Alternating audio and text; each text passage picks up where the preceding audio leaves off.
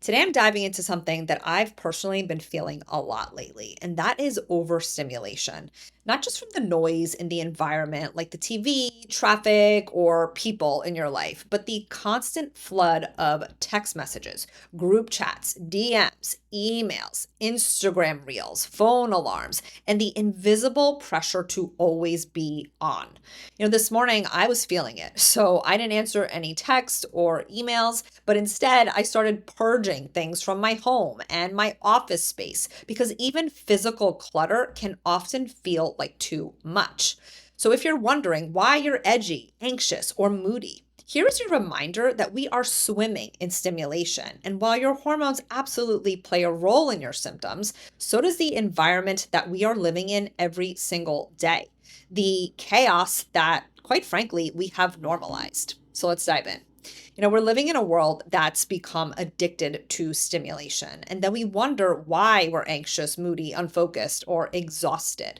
We try to fix it with supplements like magnesium, adaptogens, or even HRT. And yeah, those things can help, but we're ignoring the elephant in the room. The reality is, it's not normal to be in multiple group chats at once or to get 30 plus notifications before lunch, never having a moment alone with your thoughts. It's not normal to share your whole life online or to be available 24/7 to everyone. Our nervous systems were not built for this. We have normalized a level of stimulation that our nervous systems were not designed for. We blame our hormones, our willpower, or our personalities, but we're ignoring the very real overload that's happening in the background of our daily lives. This weekend I took a break from Instagram, something that I used to do more often, but I kind of got away from. So I'm going to be doing it much more because I could feel the difference. Less irritability, less comparing, less agitation. I've also been really mindful of any group chats that I'm in. And a few months ago, I left a family chat. And that wasn't because I don't love my family. Of course I do. And I wasn't trying to be rude. It was to protect my energy and better manage my stress. I don't need to respond to 37 updates a day or look at silly memes in the middle of my workday. That's not connection. That is chaos and digital noise disguised as closeness. And here's the realization. So many of us are desperately trying to calm our bodies and will try anything and everything to do so, but we're living in environments that simply won't allow it. And this is something that I am actively working on because I have realized that I cannot expect my nervous system to heal while I am feeding it chaos. So instead, I am making it a priority to connect in person with people that I love. Putting dates on the calendar to get together and catch up in person. My sister and I just planned a day in July to hang out with our cousins. I also made a point to tell a friend whom I recently reconnected with after many years that I'm not great at texting and I much prefer meeting up in person. That was a loving boundary that I set. And to be honest, if anyone disrespects my boundaries, they wouldn't be somebody that I would want in my life. Then you got to throw perimenopause on top of this. Hormones are already shifting, as you know. I've been talking about this a lot in the previous weeks.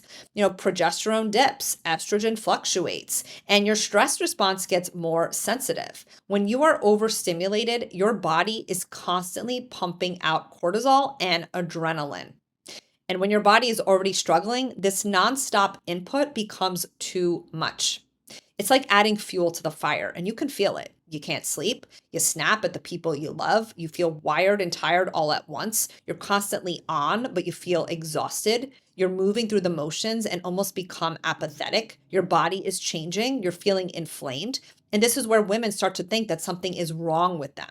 But this is not just a hormone issue. It is a lifestyle issue. It is a modern life issue. And yet we blame ourselves. We think that we're not coping well or that it's just my hormones. We see other women doing it all and think that we're failures. I actually can't stand when I see women say, you can do it all. I think it's a bullshit lie that we have been told and that we tell ourselves. Meanwhile, many of us are drowning. Something suffers, whether it's your health, your relationships, or your career. Just because we are capable of doing a lot doesn't mean that we should. And I realize saying this may offend or frustrate a lot of women who are seemingly doing it all. But let me remind you, we don't know everything that goes on behind the scenes. We don't see the strained marriages, the disconnection.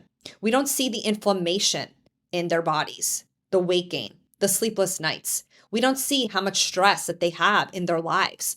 We see highlight reels, Instagram filters, and perfectly curated feeds. And here's the part that we don't talk about enough. We're not just overstimulated, we're addicted to consumption. We are consuming 24/7, not just content, opinions, and news, but comparison. Other people's lives, their homes, their vacations, their workout routines, their 2-hour morning routines. And it leaves us feeling like we're not good enough or behind.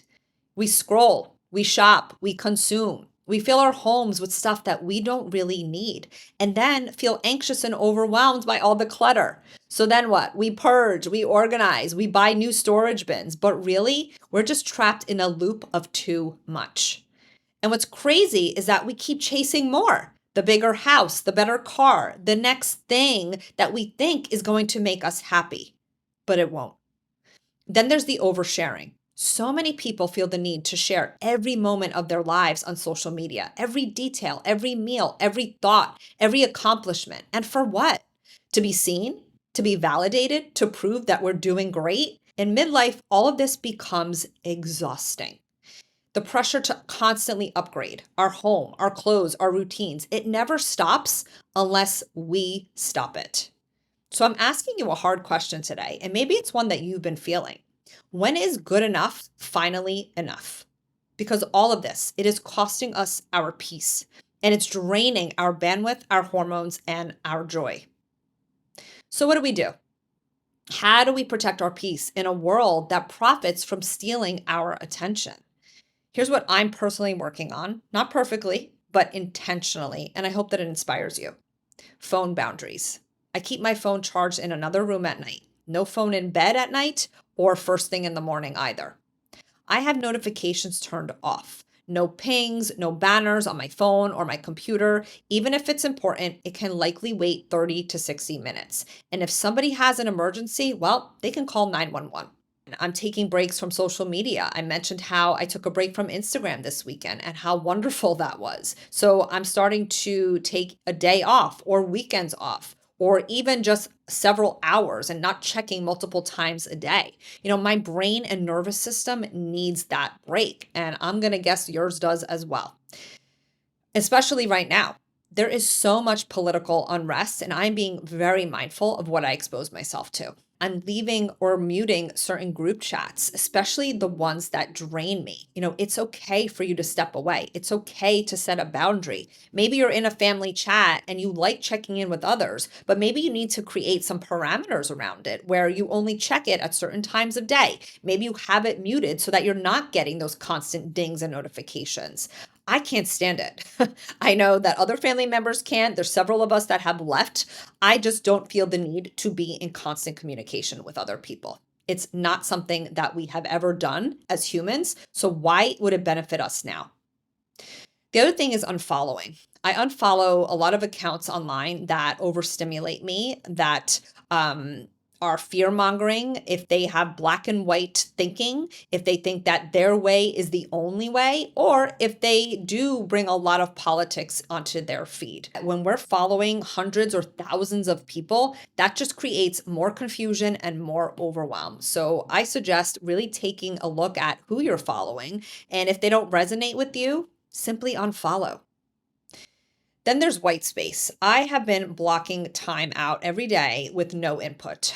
No music, no podcasts, no calls, no text messages, no phone, just quiet time. My own thoughts. That is when I feel most calm and when ideas often come to me. And for those of you who are in business, this may help you too. I've made a few other shifts. I batch my tasks, meaning I allocate certain days to do certain things, such as Mondays. Mondays, it's all about podcasting and content creation. Then Tuesdays and Wednesdays, I will host client calls and do client work. Thursdays is kind of like a free-for-all. I take care of other business stuff, I catch up on things that I didn't finish, or I make personal appointments. And then Fridays, I rarely work anymore. That took me a long time to do because, like I mentioned in previous episodes, I felt the need to work even more than others as an entrepreneur. I had to prove my worth. I had to prove myself. But I realized that I was running myself into the ground. So now I give myself Fridays off so that I can take care of personal things.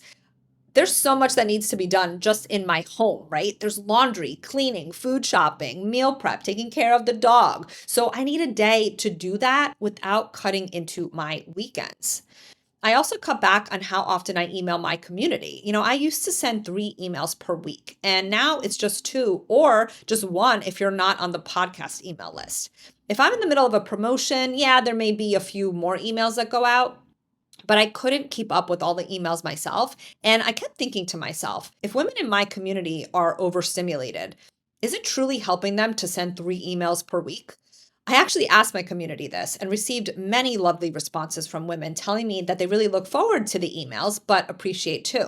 And one woman said that she doesn't mind 3 emails a week, but if it's less work for me, then she would be happy with 2. That response really stood out to me because I think that it is so important that as women, we support one another in slowing down and saying no just as much as we support each other in accomplishing things. Because our productivity does not determine our worth. I'm going to say that again.